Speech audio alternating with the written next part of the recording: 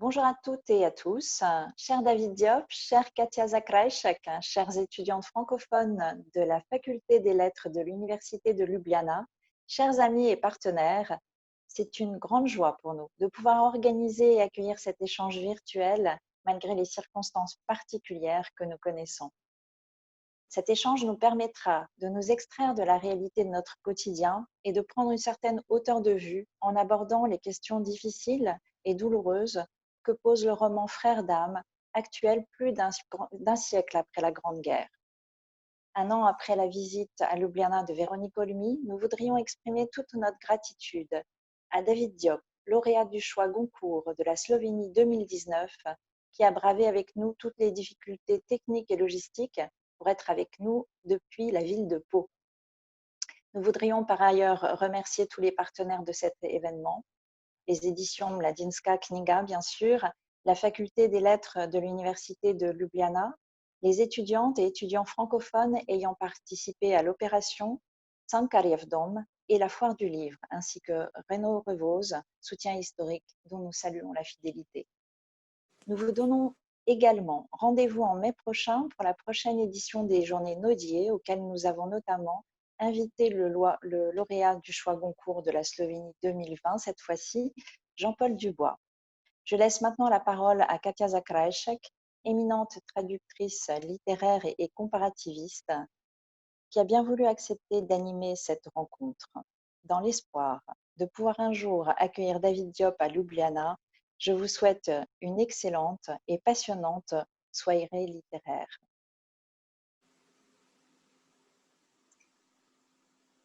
Merci Isabelle. David Diop, bonjour et merci d'avoir accepté cette rencontre. Pardon. Merci d'avoir accepté cette rencontre que j'attendais impatiemment depuis le printemps. Pour ceux et celles qui ne le savent pas, David Diop était censé participer aux Journées Nodier à Ljubljana au mois d'avril, visite évidemment empêchée par la pandémie. Et finalement, nous voici, même si c'est à distance, je suis ravie que vous soyez avec nous. Et dites-nous, comment est-ce que vous vivez cette réalité nouvelle de tournée littéraire en confinement? Oui, c'est vraiment très, très particulier de devoir communiquer avec des lecteurs à travers ces logiciels qui nous permettent de parler, de se voir quand même. Mais j'ai l'impression que je perds quand même pas mal en contact humain. Et puis surtout, j'aurais bien aimé découvrir tous les pays qui maintenant sont fermés à cause de la pandémie.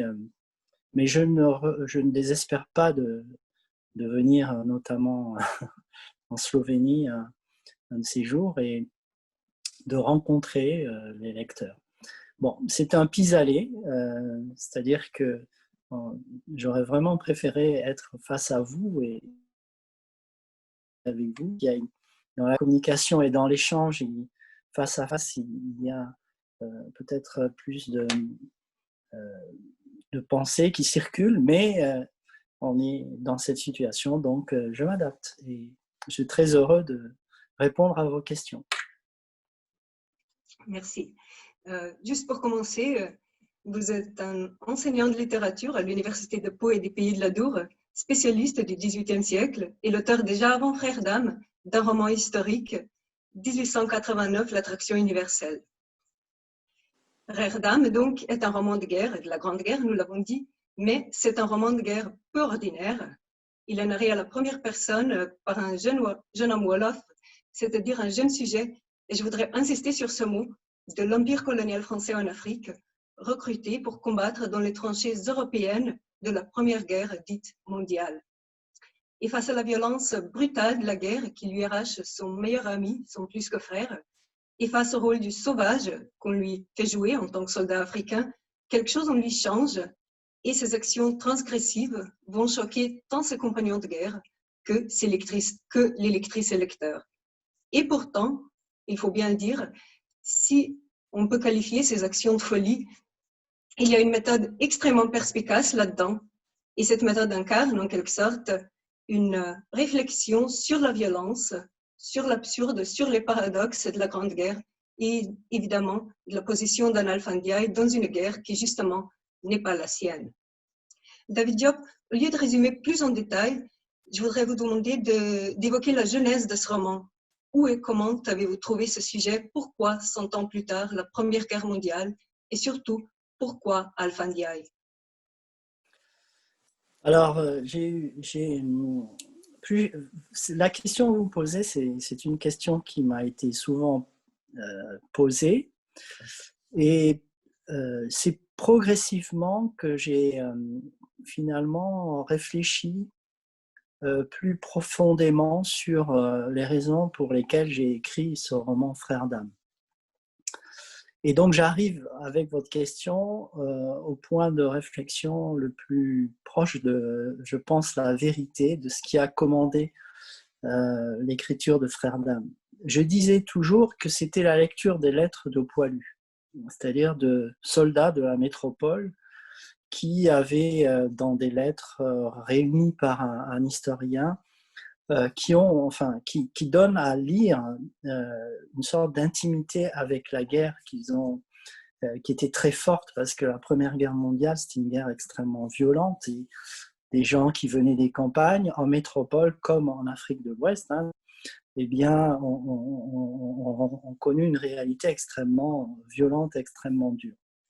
Donc, chaque fois qu'on me posait la question que vous me posez, je répondais en disant ce sont ces lettres-là, rassemblées par un historien, Jean-Pierre Guénaud, qui ont été publiées en 1998, qui m'ont tellement frappé que je me suis dit, bon, est-ce qu'il y a des lettres de tirailleurs sénégalais qui auraient été écrites de la même façon?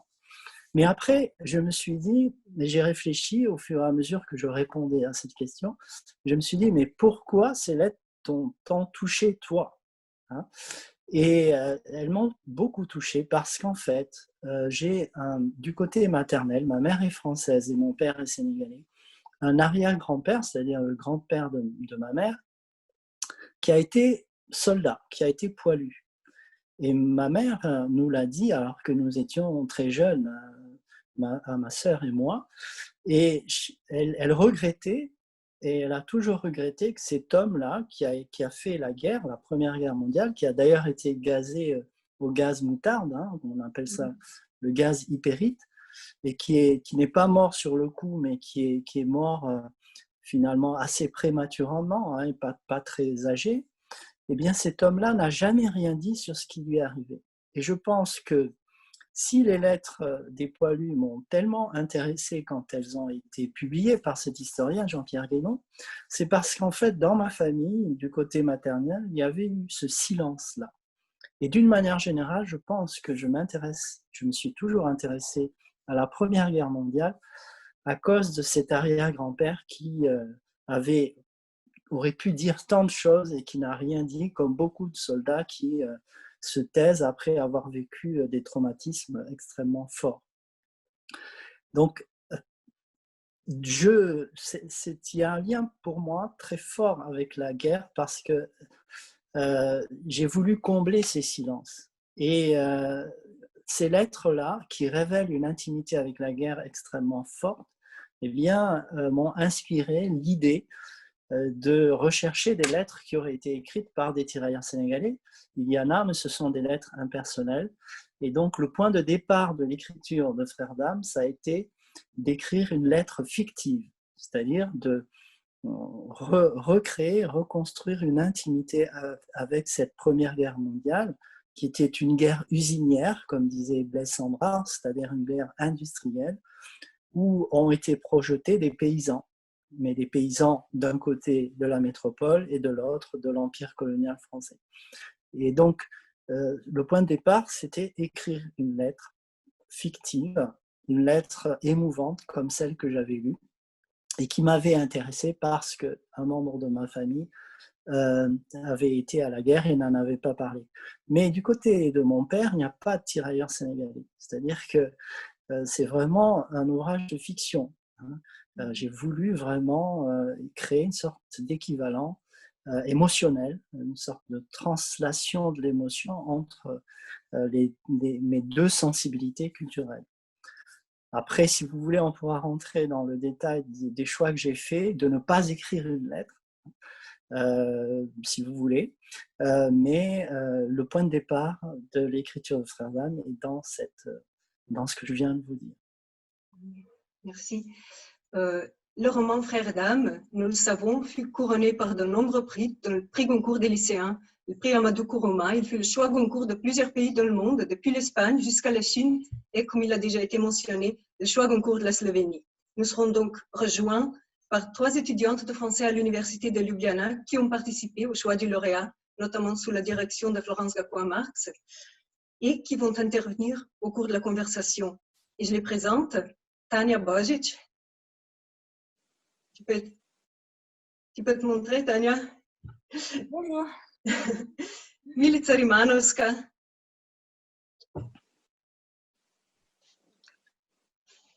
Voilà. Bonjour. Et Tina Jordoner-Marinchak. Bonjour. En tant que le choix Goncourt de la Slovénie, Frère d'âme, évidemment, a désormais son double slovène. Il s'appelle Večkot brat, publié par Mladinska knjiga en début de cette année 2020, traduit par ma collègue Janina Kos. Elle a fait un grand travail pour faire parler Alfandiai en slovène et nous verrons plus tard les défis. La très belle couverture est de Sanja Janša et le postface par moi-même. Mais il faut dire aussi que Alfandiai s'inscrit dans toute une lignée de portraits littéraires de soldats coloniaux, de tirailleurs sénégalais, comme vous avez dit.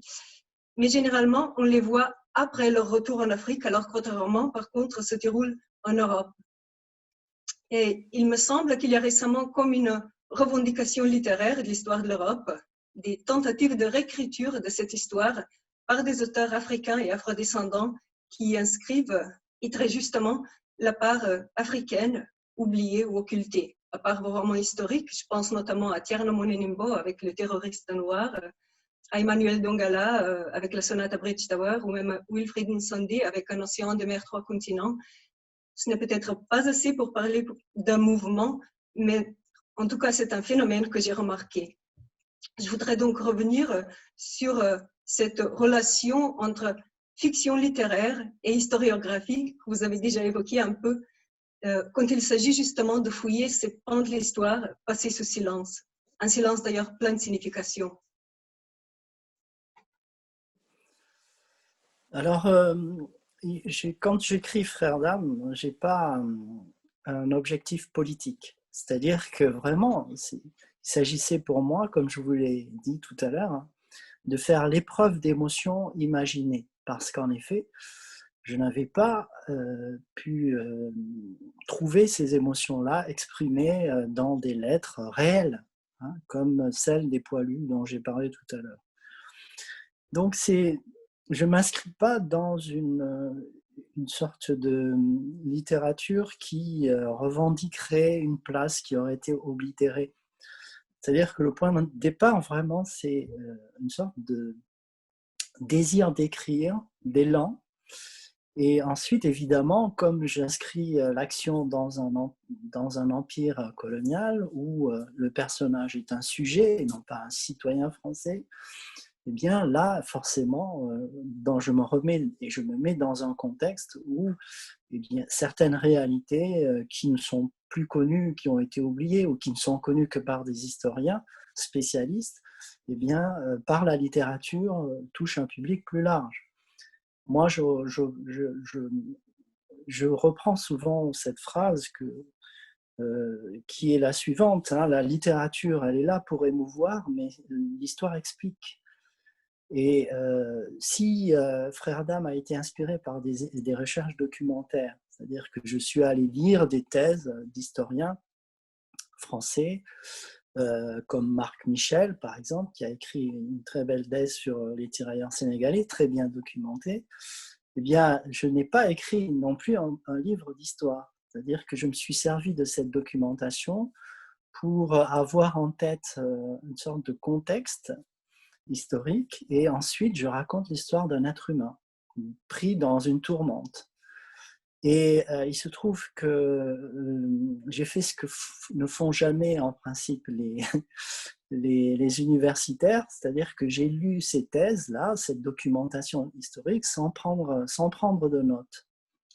Et je l'ai fait volontairement pour que quand je commencerai à écrire, eh bien, ma mémoire affective, c'est-à-dire ce qui m'avait vraiment frappé et touché dans la documentation historique très sérieuse que j'avais lue, reviennent à la surface et transparaissent ensuite dans l'écriture. Donc, si vous voulez, c'est parce que, en effet, le livre paraît au moment des commémorations du centenaire de la guerre, qu'il y a un effort de mémoire qui est fait en France autour du rôle qu'ont joué ces soldats des colonies pendant la Première Guerre mondiale, qu'on peut dire, oui, c'est vrai que ça permet de faire entrer en scène une subjectivité autre, hein, inhabituelle pour les Européens dans une littérature très abondante d'ailleurs sur la Première Guerre mondiale. Et moi, ce qui m'intéressait, je l'ai dit tout à l'heure, c'était de créer une voix, la voix d'un personnage que j'ai imaginé ne parlant pas le français. C'est pour ça que, pour reprendre la question que vous me posiez tout à l'heure, j'ai évolué de la lettre fictive, quand je choisis d'écrire Frères d'âme, à ce qu'on appelle un psychorécit, c'est-à-dire un récit des pensées du personnage, pour qu'il n'y ait pas de médiation, c'est-à-dire qu'on rentre ou on entre, on fait irruption d'une façon assez violente aussi dans l'intériorité d'un personnage. On lit ses pensées sans qu'il le sache. Donc on fait intrusion dans ses pensées. Et bien ces pensées-là, ce sont des pensées qui sont libres. Cette technique littéraire d'entrer dans les pensées du personnage me permet de lui faire dire tout ce qui lui passe par la tête, et ce qui est avouable et ce qui est inavouable. Donc pour moi, il n'y avait pas de façon plus forte de suggérer une intimité avec la guerre chez un soldat, un tirailleur sénégalais qui vient de la campagne, c'est-à-dire qu'il ne parle pas le français, comme d'autres tirailleurs sénégalais ont pu parler le français, lui non. Donc c'est une sorte de double altérité, c'est-à-dire que c'est à la fois un sujet colonial, mais c'est aussi un personnage qui ne parle pas le français. Alors évidemment, comme c'est dans un contexte où la France a un empire colonial, où l'intrusion de soldats africains a suscité les protestations, on le sait, en 1916, l'Allemagne a envoyé une délégation en France pour dire à l'Assemblée nationale qu'il était inacceptable que des soldats africains noirs interviennent dans une guerre entre blancs, parce que c'était faire entrer la sauvagerie en Europe. Eh bien, cette situation-là, elle existe, elle a existé, et je voulais moins parler de ce contexte de racisme que d'essayer d'imaginer ce soldat venant de la campagne et essayant de trouver un équilibre alors qu'il a perdu son compagnon, son ami d'enfance, une sorte de substitut de sa maman. Mais en fait, ce projet très intime et littéraire a des effets presque historiographiques dans le sens où je connais personnellement plusieurs lectrices et lecteurs qui ne savaient même pas qu'il y avait ces soldats africains dans les tranchées européennes de la Première Guerre mondiale. C'est pour ça que j'ai insisté sur ce fait. Et c'est par votre livre, justement, qu'ils l'ont appris. Et c'est ça que je trouve très intéressant. Vous avez parti de quelque chose de très intime, mais finalement, vous contribuez à écrire une certaine histoire de l'Europe. Et je trouve ça d'une très grande valeur aussi. Donc, lors de notre première rencontre accidentelle au Salon du Livre de Bruxelles, vous avez évoqué une lectrice qui avait pris le livre, elle l'avait ouvert, lu quelques lignes et puis l'avait déposé. C'est trop violent, ce n'est pas pour moi. Et il est vrai que vous n'épargnez pas le lecteur pour parler de réalité brutale. Évidemment, c'est la guerre qui est brutale. Et justement, dans notre conversation sur le livre, tant Tina Jardoner-Marinchak que Tania Bozic se sont penchés sur le motif des mains coupées et je vais les inviter à intervenir. Tina, je vous cède la parole. Merci. Voici ma première question. Dans votre roman, vous décrivez de façon très détaillée les mains coupées et le rituel qui intervient après l'amputation. Est-ce que ce rituel est une sorte de neutralisateur de la douleur du protagoniste qui se réveille et se réveille chaque fois qu'il est en face de l'ennemi aux yeux bleus? Oui, alors les mains coupées, d'abord, pour moi, évidemment, la mutilation, c'est-à-dire couper des mains, c'est l'acte qui me paraît le plus sauvage qui soit. La main, c'est l'humanité. La main, c'est la main tendue, c'est la main qui écrit, c'est la main qui caresse, mais c'est aussi la main qui tue. Hein. Et donc, je voulais que le personnage soit pris dans une telle folie que, bien, cette folie se manifeste par ces amputations qu'il effectue sur les mains des ennemis. J'ai été très frappé par un livre qui raconte des pratiques pendant la période coloniale en Afrique où, par exemple, au Congo belge, au XIXe siècle, le roi Léopold II, qui voulait accroître la production de caoutchouc, avait trouvé, ou en tout cas ceux qui le représentaient là-bas, un moyen très paradoxal qui était de couper les mains de ceux qui ne produisaient pas assez de caoutchouc. Donc ça m'avait frappé aussi. Mais je pense que si j'ai introduit un personnage qui coupe des mains, c'est que j'ai voulu, et qui éventre aussi, les deux sont liés, hein, ces ennemis, c'est que j'ai voulu réfléchir, ou que le lecteur, moi d'abord et ensuite le lecteur, nous réfléchissions sur la question de savoir qui est le plus sauvage. Est-ce que c'est la guerre industrielle ou est-ce que c'est un personnage qui, à hauteur d'homme, fait exactement ce que fait la guerre sur les autres? C'est-à-dire que pendant la Première Guerre mondiale, qui était une guerre industrielle, hein, Blaise Cendrars a écrit après la Première Guerre mondiale, je ne sais pas si vous connaissez Blaise Cendrars, qui est un écrivain francophone d'origine suisse et qui a écrit de très beaux textes sur sa période de combattant. Hein. Lui-même a fait la Première Guerre mondiale et un de ses textes s'intitule La main coupée. Et Blaise Cendrars explique que la Première Guerre mondiale, c'est une guerre usinière, c'est-à-dire une guerre industrielle où les bombes tombaient, explosaient, des bombes à fragmentation, hein, toutes les secondes presque, pendant des jours, des mois, des années. Et ces bombes, il le montre bien dans certains épisodes qu'il raconte, hein, elles ont deux effets, elles éventrent et elles coupent les membres et les mains. Les mains, les jambes. Il y a beaucoup d'estropiés pendant la Première Guerre mondiale à cause de ces bombes qui explosent. Et ces bombes font des centaines, des milliers de blessés, d'éventrés, de gens qui ont les mains coupées. Et moi, j'ai voulu qu'un personnage fasse la même chose que ces bombes, c'est-à-dire qu'il coupe les mains et qu'il éventre. Mais pourquoi? Pour qu'on réfléchisse sur la question de savoir, mais qu'est-ce qui est le plus sauvage? Est-ce que c'est la guerre avec ses bombes qui fait ce qu'il fait lui-même multiplié par 100 000 ou ce personnage qui le fait à hauteur d'homme?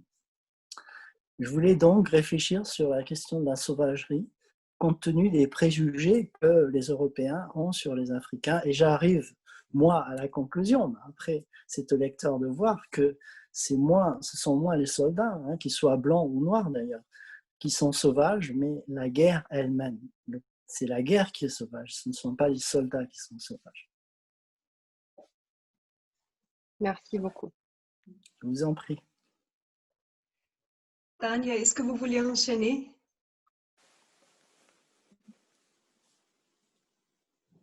Tout à fait. Vous avez déjà peut-être répondu partiellement à ma question, mais je vais la poser quand même. le livre m'a rappelé à certains endroits l'œuvre de Frantz Fanon, Les damnés de la terre. En tant que soldat, Alpha ne pouvait pas véritablement résister à la violence, mais la mutilation des mains était son geste caractéristique qu'il n'était pas obligé d'effectuer, mais qui correspondait à l'image du sauvage créé par l'Occident. Donc ma question, la mutilation des mains effectuée par Alpha est-elle une manière de résister à la colonisation, de prendre les choses en main, de créer une certaine résistance basée sur les règles qu'il a fixées lui-même, peut-être? Oui, très paradoxalement, j'ai voulu montrer que eh bien, le personnage, finalement, acquérait une part de liberté malgré la contrainte à laquelle il est assujetti. C'est-à-dire que c'est en allant au-delà de ce qu'on lui demande en termes de violence qu'il exprime une liberté et qu'il permet la remise en question des préjugés qui s'abattent sur lui. À un moment donné, le personnage, au début du roman, ses camarades, blancs ou noirs, le trouvent extraordinaire, héroïque, même s'il revient avec ses mains coupées, et puis au bout d'un moment, il devient inquiétant. Il devient inquiétant parce qu'il va au-delà de ce que tout le monde fait sur un champ de bataille, mais en allant au-delà de ce que tout le monde fait sur le champ de bataille, il montre aux autres ce qu'ils font tout en mesurant pas le caractère sauvage eux-mêmes. Dans les armées, le meurtre est ritualisé. Pendant la guerre, le soldat qui tue un autre homme, eh bien, il le fait parce qu'il est dans la guerre et qu'il obéit aux ordres, etc. Mais si vous avez un soldat qui va au-delà de ce qu'on lui demande, mais dans le fond, ce qu'on demande aux soldats, c'est de tuer le maximum d'autres soldats. Si vous avez un soldat qui montre aux autres ce qu'ils font sans se le dire, ou en tout cas ce qu'ils font en se cachant derrière des rituels, comme présenter les armes, marcher au pas, etc., obéir aux ordres, eh bien, à ce moment-là, il devient inquiétant. Et je fais dire au capitaine, ce qui est un paradoxe aussi, encore une fois, qui demande à Alpha d'arrêter de couper des mains, eh bien, il faudrait peut-être que tu fasses la guerre d'une façon civilisée. Et cette phrase-là, je l'ai écrite pour bien montrer en fait que personne n'est civilisé dans une guerre. Tout le monde est finalement pris dans une sauvagerie, mais une sauvagerie qui essaie toujours de se donner des justifications et puis qui essaie de se cacher elle-même qu'elle est sauvage. Merci. Vous avez créé pour ce roman un style très particulier, un style qui va de pair d'ailleurs avec la voix narrative très particulière d'Alpha Ndiaye que vous avez déjà évoquée.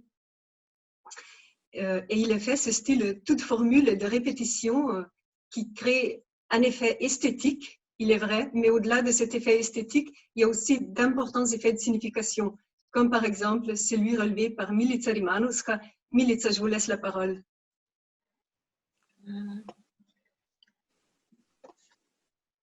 Ok. Voilà, dans sa narration, Alpha répète les mêmes phrases dans une sorte de prière. Par exemple, je sais, j'ai compris, j'aurais dû, ou par la vérité de Dieu.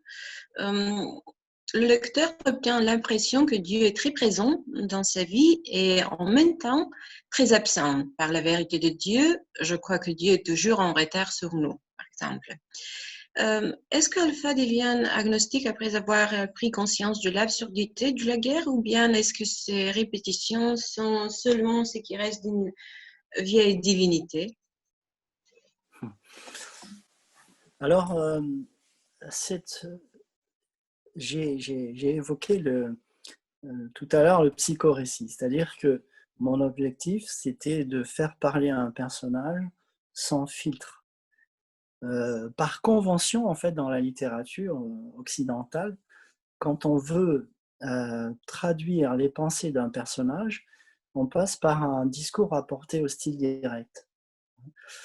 Et je voulais que dans ce discours du personnage, même si c'est écrit en français, on comprenne bien que ce français était en quelque sorte hanté par une langue africaine.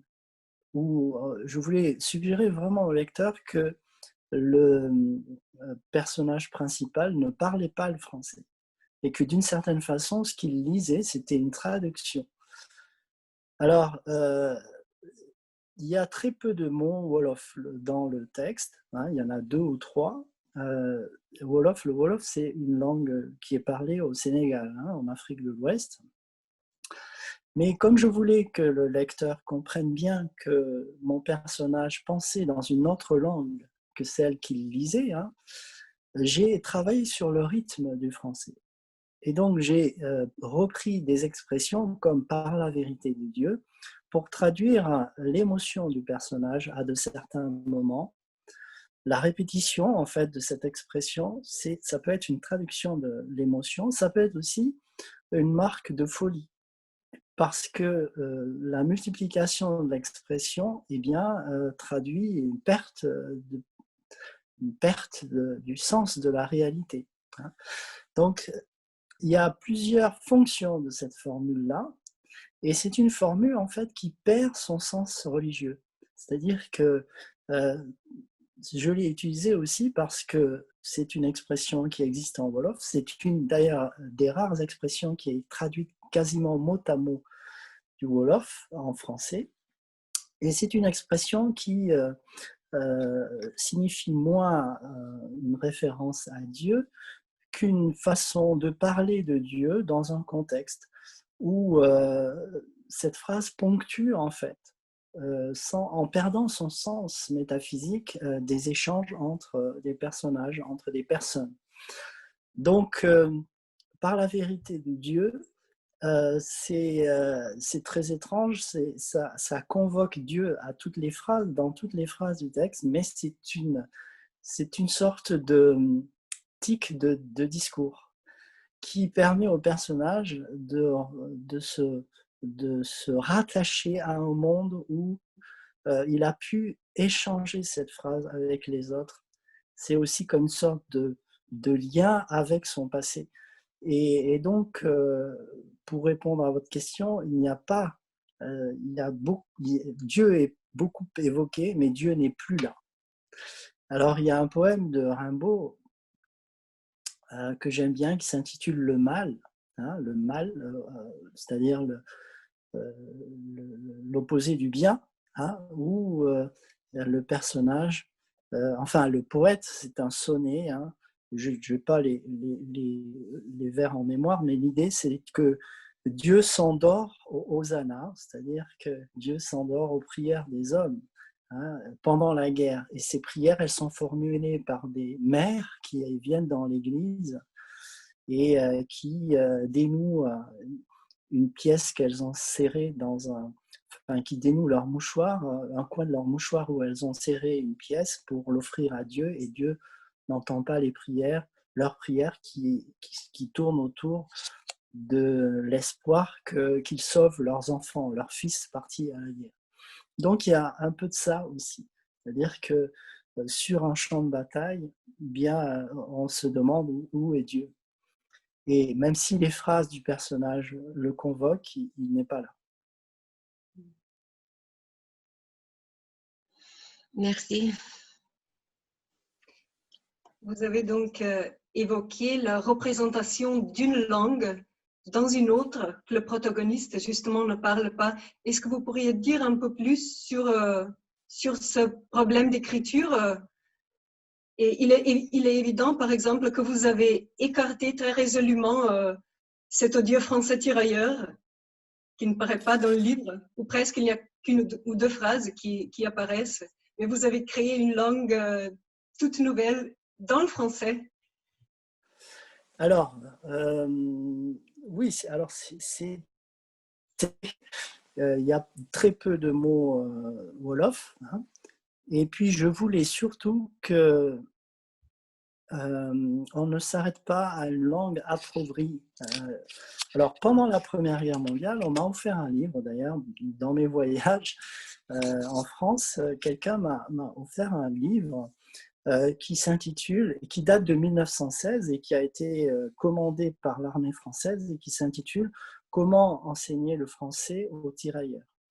Et dans l'introduction de ce livre, il y a un développement sur cette idée que les langues africaines sont extrêmement simples et que donc pour enseigner le français, on ne peut l'enseigner que si on donne des règles du français extrêmement simples.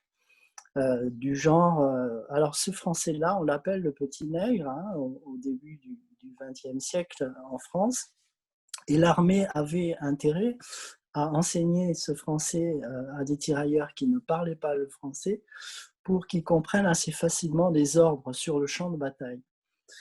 Et donc, ce français approximatif, ce petit nègre, ne me paraissait pas assez riche et complexe pour traduire les pensées tout aussi riches et tout aussi complexes de ces tirailleurs sénégalais que celles des poilus ou des autres soldats européens qui allaient sur le champ de bataille. Je n'avais pas envie d'écrire un roman historique où le personnage aurait été limité dans sa pensée philosophique, dans sa réflexion sur ses propres actes par une langue trop pauvre. Et j'aurais utilisé cette langue justement pour faire un roman historique. Alors, ce n'est pas un roman historique. Donc, moi, mon problème, c'était de montrer que ces personnages-là avaient une réflexion, une qualité de réflexion sur ce qu'on leur demandait de faire. Et si j'avais utilisé ce petit nègre-là, eh bien, ça aurait considérablement modifié le sens que je donne à ces pensées du personnage. Oui, tout à fait. Et je pense que cela fonctionne très bien. Le résultat est une langue qui est à la fois poétique, très précise, différente du français ordinaire, mais compréhensible en tout cas, et qui donne vraiment à lire la pensée d'Alpha Ndiaye de très près. Alors j'aurais moi une petite question à vous poser. En slovène, ça donne quoi? Est-ce que ce rythme-là, on peut le retrouver, et vous qui êtes évidemment bilingue, est-ce que vous avez retrouvé ce rythme en français dans le slovène, dans la traduction slovène de Frère d'âme? Bon, oui, ça pose toujours problème, évidemment, au niveau de la traduction. Et bon, je n'ai pas traduit ce livre-là, c'est ma collègue Janina Kos qui l'a fait. Et je pense qu'elle a trouvé de très belles solutions, parce qu'il est possible de travailler, évidemment, avec le slovène pour retrouver des rythmes, des formules, des rhétoriques. C'est évidemment un peu différent, mais je pense qu'elle a trouvé des solutions qui fonctionnent très bien en slovène, dont ma préférée, en fait, est cette trouvaille pour Mangeur d'âme. Elle a fait un néologisme, parce que ça n'existe évidemment pas en slovène, donc elle a fait un néologisme que je trouve génial. Et j'espère que je vais avoir l'occasion de l'utiliser dans une traduction un jour. D'accord. Et comment on le dit en slovène, mangeur d'âme, sans les néologismes? Dušežer. D'accord. Donc c'est un mot, en fait. Oui. Ce n'est pas une expression, c'est un mot qui fonctionne très bien, qui donne à lire un peu cette altérité, mais qui est compréhensible et donc fonctionne très bien dans ce contexte. Mais il est vrai que quand on traduit des textes à cette esthétique du déjà traduit, donc de l'original déjà traduit, on est toujours face à un dilemme, face au problème de ce qu'on peut faire avec le matériau linguistique slovène pour faire transparaître cette autre langue qui se cache derrière le français. Mais les traducteurs sont de véritables écrivains. Hein. Dans le meilleur des cas, oui.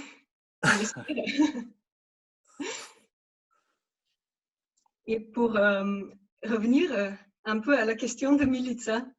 Je voudrais vous demander, qu'en est-il non pas de Dieu, mais de l'âme dans votre roman? Il me semble que la narration se maintient toujours dans une ambiguïté entre une lecture psychologique et une lecture que je ne veux pas qualifier de surnaturelle, mais disons spirituelle, une lecture donc dans laquelle l'âme de Mademba Diop survit véritablement à son corps.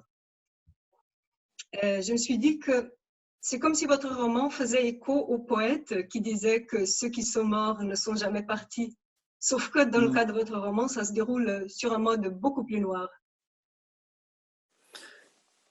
Oui, vous citez Birago Diop qui n'est pas mon parent, hein, et qui dit les morts ne sont pas morts. Oui. Alors, c'est vrai que j'ai deux sensibilités culturelles, une sensibilité culturelle française et une sensibilité culturelle sénégalaise. Et il y a des représentations du monde, et notamment du mal, qui appartiennent à des sociétés et qui ne ressemblent pas à celles qu'on peut connaître dans d'autres. Et donc, moi, j'ai voulu que le personnage traduise dans ses pensées une autre représentation du monde et une sensibilité culturelle différente. Et montre que eh bien, ce grand théâtre qui a été violent, sanglant, qui a été la Première Guerre mondiale, a pu avoir des conséquences psychiques sur des soldats qui ont essayé comment dire, de s'expliquer à eux-mêmes ce qui arrivait compte tenu de leurs outils culturels propres. Et donc, si vous croyez que des mangeurs d'âmes existent et que ce sont des sorciers qui, d'une certaine façon, vous vident de votre puissance vitale, et quand vous arrivez sur un théâtre de guerre comme celui qu'on connaît, hein, celui de la Première Guerre mondiale, eh bien, vous essayez de vous expliquer ce qui arrive avec votre façon de voir les choses, de voir le mal, de voir la mort. Hein. Et c'est ce que j'ai voulu faire. Finalement, le roman permet de concilier des horizons culturels. Alors, je ne dis pas que ce que mon personnage éprouve, bien ce soit exactement ce qui pourrait être vrai, ce qui pourrait être vraiment lié à la culture sénégalaise, parce que moi, en tant qu'auteur, je suis double. C'est-à-dire que ma représentation aussi de l'âme, elle est influencée par une vie dans un contexte culturel judéo-chrétien. Alors, évidemment, il y a comme une sorte de contamination de l'un vers l'autre. Et quand j'utilise le mot âme, c'est à la fois dans une représentation qui appartient à une culture et puis qui appartient à une autre, mais qui est mélangée. C'est-à-dire qu'elles elles sont pas irréductibles l'une à l'autre. C'est comme une sorte de syncrétisme qui a opéré sur l'usage que j'ai fait de certains termes métaphysiques. Donc voilà, donc je ne veux pas prétendre que je reflète parfaitement dans mon roman la mentalité d'un soldat qui vient d'Afrique. Ce soldat, c'est un peu moi, et ce moi-là, et si j'ose dire, a deux sensibilités culturelles. Oui, je trouve en tout cas que cette ambiguïté donne des lectures plus riches, plus nuancées. Et ce qui m'amène aussi au lion sorcier. Quel est finalement, dans ce monde que vous avez créé, le statut du mythe, de la légende vis-à-vis de la réalité tangible? Oui, alors la partie du roman où je fais intervenir ce sorcier lion, c'est-à-dire cet homme sans cicatrice qui vient enlever une princesse, qui, en fait, dans le fond, n'est pas un être humain, mais c'est une bête de la brousse. Hein. Bien, c'est un conte que m'a raconté mon oncle quand j'étais petit au Sénégal. Et c'est un conte qui est connu de tout le monde au Sénégal. Simplement, je l'ai recyclé, c'est-à-dire que je l'ai intégré à mon roman en l'adaptant à ce projet et au sens que je voulais lui faire prendre dans le roman. Il faut savoir que le totem des Ndiaye, c'est le lion. Donc c'est pour ça que j'ai introduit ce personnage de sorcier lion, ce conte, pour que ce soit une clé de lecture pour les personnages qui les entourent, pour comprendre qu'il s'agit de lui et que c'est une sorte de représentation dans des discussions, dans des échanges entre jeunes gens du même âge de ce personnage-là d'Alpha Ndiaye. La clé, c'est son nom de famille, comme celui d'ailleurs de Diop, puisque c'est moi qui me met en scène mourant dès le début du roman que finalement un personnage qui porte ce nom et qui porte ce nom parce que ça me permettait de faire jouer ce qu'on appelle la parenté à plaisanterie. Voilà. Ça, c'est une spécificité culturelle aussi en Afrique de l'Ouest, hein, pas simplement au Sénégal. Entre deux familles, on peut se moquer les uns des autres sans que ça prête à conséquence. Or, il se trouve qu'Alpha Ndiaye se moque de son ami Mademba Diop à un mauvais moment, c'est-à-dire au moment où on est sur un champ de bataille et où absolument il ne faut pas plaisanter sur le courage de son camarade, parce que le faire, c'est l'exposer ensuite à se faire tuer rapidement. Et je voulais que Ndiaye, Alpha, eh bien, éprouve une grande culpabilité d'avoir plaisanté au mauvais moment sur Madame Diop. Donc, le récit du sorcier lion, c'est vraiment lié à une donnée culturelle qui associe à des noms de famille, des totems. Donc, pour les Ndiaye, c'est les lions, et pour les Diop, c'est la grue couronnée ou le pan. Justement, vous avez évoqué la parenté à plaisanterie, et vous-même êtes un Diop, ce qui veut dire que vous vous avez mis vous-même en parenté à plaisanterie avec votre protagoniste en quelque sorte. Oui, il est plus facile de faire tuer, de faire tuer, enfin qu'un personnage disparaisse avec son propre nom. C'est peut-être une façon de conjurer la mort, hein. Mais bon, pour être plus sérieux, c'est vraiment pour... c'est la raison que je vous ai donnée à l'instant, hein, c'était vraiment pour recréer ou permettre l'activation de cette donnée culturelle et la faire connaître et pour expliquer le traumatisme dans lequel s'enfonce Alpha Ndiaye et le sentiment de culpabilité. Alors, si le texte devait se faire psychanalyser, je ne sais pas si j'en réchapperais aussi facilement que maintenant, hein. Mais bon, c'est vrai que ce personnage-là, de Madame Diop, qui meurt au début du roman, c'est aussi un moyen de placer Alpha Ndiaye dans un piège traumatique. Oui. C'est-à-dire que le roman s'ouvre sur une impossibilité, sur un traumatisme, sur un choix impossible, hein, où il sauve son camarade, où le met en vie et il assiste à sa souffrance, c'est ce qu'il fait d'ailleurs. Il agonise devant lui, ou il le tue et ensuite il regrette de l'avoir fait. Donc c'était un choix impossible. Oui. En fait, il me semble que ce que vit Alpha en ce moment est sur le vif, c'est un problème philosophique par excellence, une question fondamentale, et peut-être la question fondamentale. Qu'est-ce que cela veut dire que d'être humain? Oui, et puis la question aussi fondamentale, c'est l'euthanasie. Moi, j'ai rencontré des soignants qui m'ont dit, qui ont lu le roman et qui, en France, sont venus me dire que l'ouverture du roman les avait choqués, hein, frappés, parce qu'ils se retrouvaient eux-mêmes dans ce choix impossible. Hein, est-ce qu'on abrège des souffrances, donc on tue, ou est-ce que, eh bien, on accompagne la personne sans prendre la responsabilité d'avoir mis fin à ses jours? Donc, en effet, il y a des questions philosophiques qui nous renvoient à notre condition humaine qui n'est pas simple. Oui, tout à fait.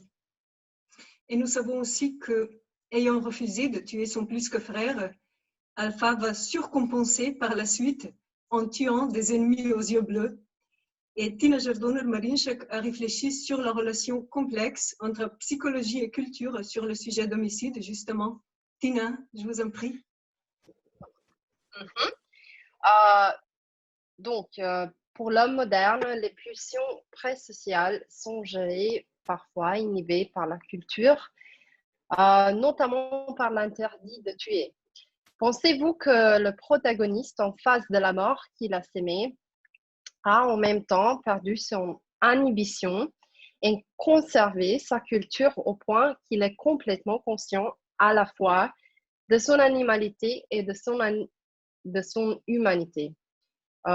Et c'est de cette tension-là que vient sa culpabilité étrangement rationnelle. Oui. Alors, plutôt que opposer à humanité, animalité, je opposerai à humanité, inhumanité. Parce que je crois que dans le règne animal, il n'y a pas de bien ni de mal. C'est-à-dire que, vous savez, les carnivores, les carnassiers qui tuent le font pour manger. Hein. Tandis que ou prendre le pouvoir, quand il s'agit dans une horde, on va donner le cas, je sais pas, de lion, hein, d'éliminer un adversaire. Alors, dans le roman Frères d'âme, mon personnage, eh bien, reproduit un traumatisme, c'est-à-dire reproduit les conditions dans lesquelles il a été amené à faire un choix, qui a été celui de laisser mourir son plus que frère. Et il trouve que ce choix a été inhumain. Et donc, par un processus psychologique un peu étrange, il reproduit cette situation initiale avec des ennemis qu'il tue paradoxalement par humanité pour arrêter leur souffrance. Et donc, c'est un personnage, en effet, qui réfléchit, c'est-à-dire qui se retourne sur lui-même et qui essaye de comprendre, dans le fond, ce qui le distingue, ce qui distingue l'humain de l'inhumain, et qui le fait pour d'abord que nous lecteurs, moi d'abord d'ailleurs, nous réfléchissions sur la frontière très ténue qui peut exister entre ces deux représentations qu'on peut avoir de nous-mêmes. Je crois que l'inhumain fait partie de l'humain, c'est-à-dire que et l'humain fait partie de l'inhumain. On ne peut pas se dissocier. Or, on a un personnage justement qui se dissocie pour nous montrer, finalement, explorer. Et c'est peut-être ça le rôle, c'est peut-être ce que permet la fiction, hein, d'explorer nos limites à travers un personnage. Alors, dans la tragédie grecque, les personnages atteints d'hubris, c'est-à-dire qui défient les dieux et qui défient les lois universelles, hein, du cosmos, eh bien, sont punis. Et du coup, le spectateur de la tragédie éprouve de la satisfaction à voir cette punition à l'œuvre. Parce que le personnage qui est puni, on va parler d'Oedipe par exemple, hein, qui a couché avec sa mère et qui a tué son père, eh bien, a peut-être expérimenté ou réalisé une pulsion que le spectateur n'a pas, finalement, n'assume pas. Hein. Eh bien, là, bien, dans Frères d'âme, le lecteur est placé dans la situation de se demander s'il peut considérer que Alpha Ndiaye doit être puni ou pas, en fonction, si vous voulez, de ce qu'il a pu éprouver à la lecture de ce qui a été la violence d'Alpha. Voilà, donc j'essaie de répondre à votre question qui était assez compliquée. Merci beaucoup. Mais évidemment, dans le cas d'Alpha Ndiaye, il n'y a pas que l'interdit de tuer, il y a aussi l'injonction de tuer dans la guerre, et vous l'avez déjà évoqué. Injonction qu'Alpha Ndiaye, d'ailleurs, va obéir jusqu'au bout dans une suridentification avec son rôle du sauvage aussi. Alors oui, alors j'ai voulu déjouer les préjugés qui existaient au début du XXe siècle sur les Africains. Eh bien, la France a vraiment joué sur, l'armée française, on va dire, a joué sur cette représentation du sauvage. Et d'ailleurs, je l'ai appris en lisant ces documents historiques dont j'ai parlé tout à l'heure et qui marquaient pour certains.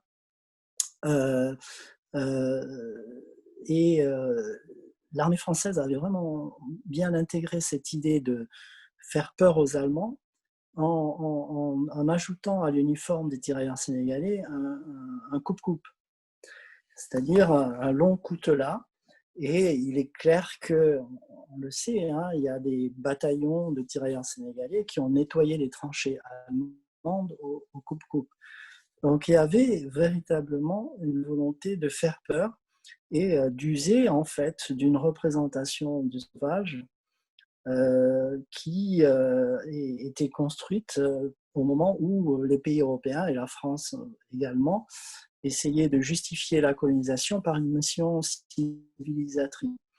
Et donc c'est très paradoxal. D'un côté, on justifie la colonisation d'Afrique en disant qu'on le fait pour civiliser l'Afrique, et dans le même temps, eh bien, on se sert d'une représentation de la sauvagerie africaine construite par l'Europe pour faire peur à d'autres Européens. Et ça, j'ai voulu montrer que cette ambiguïté-là, dans le roman, en jouant sur ces préjugés, en construisant un personnage qui avait conscience des préjugés qu'on avait sur lui et qui jouait lui-même sur ces préjugés-là. Oui, qui jouait la comédie. Et toujours sur les images de la guerre et de la sauvagerie de la guerre, Tania Bozic a fait une observation que j'ai trouvée très intéressante. Tania, je vous laisse la parole. Merci.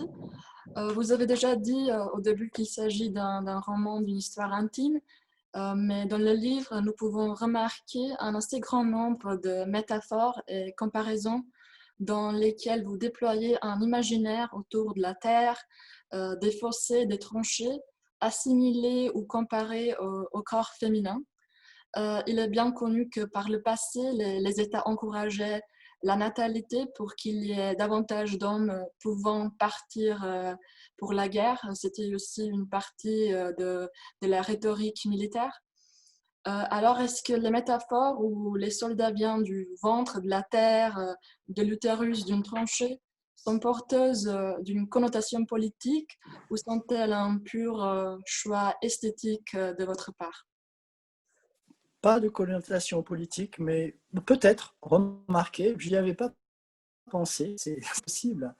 Le livre appartient finalement à ceux qui le lisent, mais moi, dans mon idée, il y avait une dimension philosophique, c'est-à-dire que je fais partie de ceux qui ont lu ces philosophes qui disent que on commence à mourir dès qu'on est, dès la naissance, dès qu'on sort du ventre de sa mère, eh bien, on commence à mourir. Et là, il se trouve que sur le théâtre d'un champ de bataille aussi violent, dès que le soldat sort de la tranchée, eh bien, il est mort. Le temps de sa naissance, comme donc je l'ai suggéré par cette métaphore, et la mort est extrêmement réduit. Donc c'est une sorte de représentation en accéléré de la tragédie de notre propre vie, qui dans le fond sont aussi courtes, mais moins violemment abrégées que celles de ces soldats. Mais en effet, pour reprendre votre idée, Oui, dans les pays belliqueux, ou dans tous les pays d'ailleurs qui le sont, dans le fond, c'est universel, hein, cette volonté de créer des armées suffisamment fortes pour vaincre d'autres armées. Il y a en effet, peut-être en effet, l'idée que on veut multiplier la population de garçons, d'hommes, pour aller faire la guerre. Donc ça, c'est une lecture possible. Merci. Oui, c'est intéressant, toujours avec des métaphores qui prennent leur vie propre et qui Oui, oui. permettent de multiples lectures. Et pour enchaîner justement sur les métaphores, je voudrais que nous parlions tout de même du titre, Frères Oui. d'âme. D'abord, on ne devinerait guère sous ce titre tellement poétique toute la violence que nous avons évoquée jusqu'ici. Est-ce que c'est justement pour cet effet de contraste que vous l'avez choisi? Alors, Frères d'âme, c'est aussi l'indication que le roman n'est pas simplement un roman traitant de la guerre, mais aussi de l'amitié. D'une amitié très forte, hein, entre deux personnes, comme elle peut exister dans tous les pays du monde. Hein. Donc le frère d'âme, c'est celui qui a disparu, qui a été mangé par la violence de la guerre. Essentiel pour Alpha Ndiaye, c'est son ami, c'est le frère d'âme. Et pour moi, je voulais que le titre, je ne sais pas si c'est le cas en slovène, soit au singulier. Parce que c'est une clé de lecture du roman tout entier. Et notamment de la fin du roman, dont je ne vais pas parler. Peut-être que parmi nos auditeurs, certains ne l'auront pas lu. Hein, mais j'ai aussi choisi ce titre en le mettant au singulier pour une bonne raison, hein, qui est liée à... Je pense que c'est une clé d'entrée, une clé de lecture. Ce texte-là réfléchit, mon roman réfléchit aussi sur le caractère double des êtres humains, des choses, des circonstances. Donc, en ce sens-là, le titre ne traduit pas simplement la violence de la guerre, mais la façon dont deux amis, finalement, se retrouvent malgré cette violence. Oui, effectivement. Et le titre slovène, puisque vous le mentionnez, est au singulier aussi. Bon, il n'a évidemment pas été possible de recréer ce jeu de mots avec frère d'armes et frère d'âme. Oui. Mais le titre, en fait, Večko brat, traduit l'expression plus que frère. Ah oui, oui, oui. Et donc, c'est à la voix d'Alpha Ndiaye. Alors oui, alors c'est le cas du titre en hollandais. Ils ont choisi l'expression plus que frère. Ah d'accord. Oui. Oui, en fait, je pense que du moment où il n'a pas été possible de recréer le jeu de mots, la double signification, c'était le choix qui s'imposait en quelque sorte, un choix logique et qui... Alors, lui aussi est excusez-moi, très poétique. je ne vous entends. Je n'ai pas entendu la fin de votre phrase. Ah, je disais que du moment où il n'a pas été possible de recréer le jeu de mots, plus que frère s'imposait en quelque sorte comme choix logique pour le titre. Oui. Parce qu'il reprend un peu cette signification dont vous parliez. Oui. Oui, ce sont des plus que frères parce qu'ils se sont choisis comme frères. Voilà.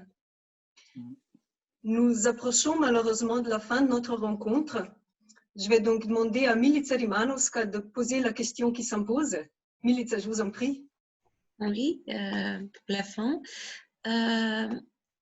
La question est plutôt universelle. Cette guerre ne lui a apporté que de pertes, celle de son ami et plus tard de lui-même. est-ce qu'il est possible de trouver la force de vivre après ces tragédies personnelles et collectives? Alors, peut-être, mais en tout cas, je ne l'indique pas dans mon roman. C'est-à-dire qu'on ne sait pas ce que va devenir Alpha Ndiaye. Et des lecteurs m'ont dit, mais est-ce que tu vas écrire une suite? J'ai dit non. C'est terminé, Alpha Ndiaye, on ne sait pas ce qu'il va devenir. Il y a quand même la forme des derniers chapitres qui pourraient laisser penser qu'il est accusé, qu'il est dans une position d'accusé et qu'on fait son procès. Mais je ne sais pas ce qu'il est devenu, je n'imagine pas trop ce qu'il est devenu, même si je peux soupçonner que ça a dû très mal se terminer pour lui. Alors, ceci dit, c'est un personnage du roman et dans la vie, il y a une résilience chez les hommes et chez les peuples qui est assez extraordinaire et qui permet finalement, après avoir vécu de grandes souffrances et de grands drames, à des populations entières de renaître à la vie et à la joie. Donc peut-être que derrière des drames personnels, il y a la possibilité aussi de renaissance à la vie d'une génération à l'autre. Ouais. D'accord, merci. Nous ne savons donc pas ce qu'Alpha Ndiaye devient, mais nous savons ce qui, dans l'histoire réelle du XXe siècle, attendait les Alpha Ndiaye et les Faretiam, les Diop et les Khan, les Keita et les Soumaré. Je pense notamment au rôle catalyseur qu'a joué la Grande Guerre et notamment les soldats retournés dans l'histoire de ce qui était alors l'Afrique occidentale française. Oui, on sait, et d'ailleurs, en France en tout cas, on savait très bien le rôle qu'avaient joué les tirailleurs sénégalais, mais ça a duré autant que les générations qui ont vécu et qui les ont rencontrés.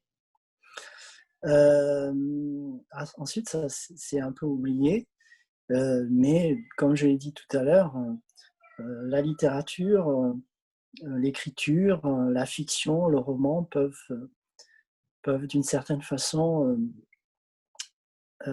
émouvoir, sensibiliser les lecteurs, les renvoyer à des épisodes qu'ils ignoraient.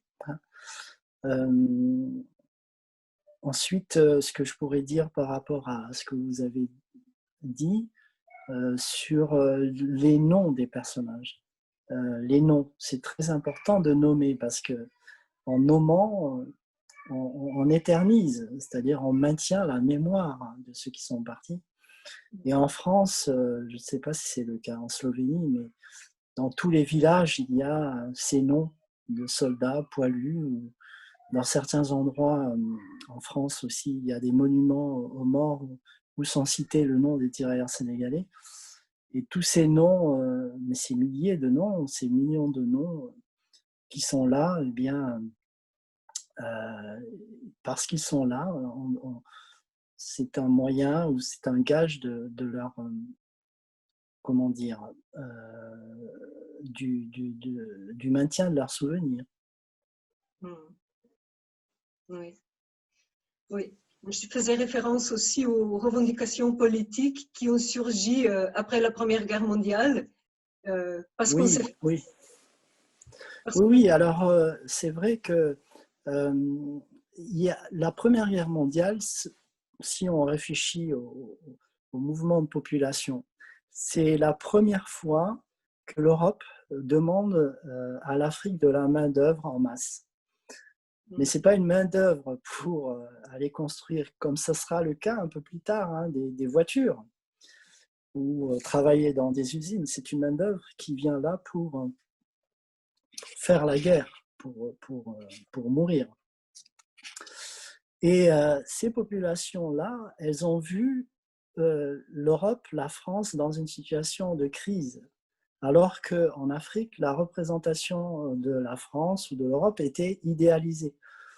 Et donc, ces soldats ont vu d'autres hommes dans les Français comme eux qui souffraient, qui avaient peur, qui avaient faim, qui avaient soif, alors que la France voulait donner une image d'elle-même, si vous voulez, peut-être idéalisée, et que la distance ne permettait pas de contredire entre les deux continents. Donc, ça a donné certainement l'idée à des tirailleurs de remettre en cause une représentation idéalisée de l'Europe qui servait de justification à leur assujettissement, voyez.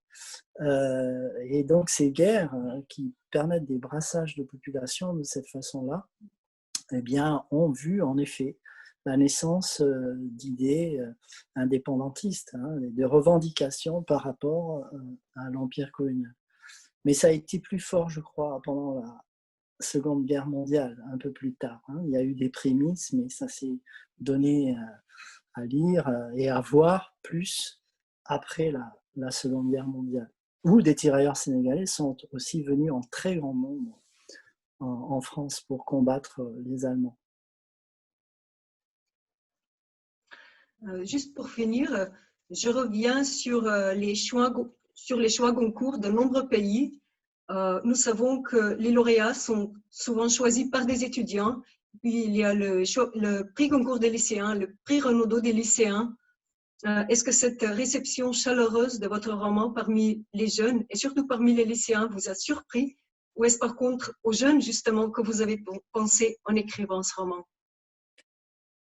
Alors, j'ai été très agréablement surpris et très heureux de recevoir tous ces prix venant de la jeunesse, parce que je suis enseignant et donc j'ai contact chaque année avec la jeunesse. Et pour moi, ces prix avaient d'autant plus de valeur et ont d'autant plus de valeur que par expérience, je sais que la jeunesse, peut-être contrairement à des jurys plus classiques, eh bien, exprime d'une façon assez tranchée, sans concession, ce qu'elle pense en bien ou en mal d'un livre. Donc, le fait d'être choisi par tous ces étudiants venant de pays tellement différents m'a fait plaisir, parce que je crois connaître leur intransigeance parfois. Mais aussi, ce qui m'a plu, ce qui m'intéresse, c'est que peut-être qu'il y a aussi chez ces lecteurs une sorte d'identification avec les personnages, parce qu'il faut bien se rendre compte que les soldats qui sont morts, et en général tous les soldats qui vont à la guerre, sur n'importe quel théâtre de la guerre, eh bien, ce sont des jeunes gens, de très jeunes gens, qui découvrent à peine l'amour, par exemple, avant de se faire tuer. Et donc, je pense que ça aussi a joué, parce qu'il y a eu chez les lecteurs plus jeunes le sentiment d'une communauté et d'une identité de destin. Il ne faut pas oublier que la majorité des soldats sont morts extrêmement jeunes et meurent extrêmement jeunes. Et question obligatoire, est-ce que vous écrivez déjà un nouveau roman? Alors, réponse oui, et c'est tout. C'est-à-dire qu'il y a un secret de fabrication auquel je tiens beaucoup, donc je ne vous parlerai pas de mon travail en cours.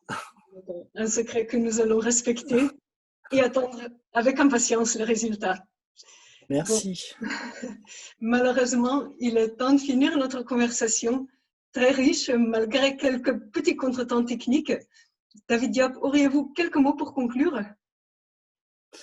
Eh bien, je remercie le jury du choix Goncourt de la Slovénie, dont j'ai rencontré quelques membres et qui m'ont posé des questions à l'instant. Et je répète que c'est pas un appel à l'invitation, hein, mais que je regrette vraiment de ne pas être venu en Slovénie. Mais qu'en même temps, je suis très content de l'échange que nous avons eu, qui me font penser que, eh bien, la littérature est importante partout dans le monde et en Slovénie également. David Diop, je vous remercie chaleureusement de cette rencontre passionnante. Tanja Božič, Milica Rimanovska, Tina Jordoner-Marinšek, merci à toutes. Et bien sûr, merci à nos spectatrices et spectateurs. Si vous n'avez pas encore lu Frères d'âme, lisez-le. Et je vous souhaite à toutes et à tous de n'attraper aucun virus, à l'exception évidente du virus de la lecture. Au revoir et bonne lecture. Merci, au revoir.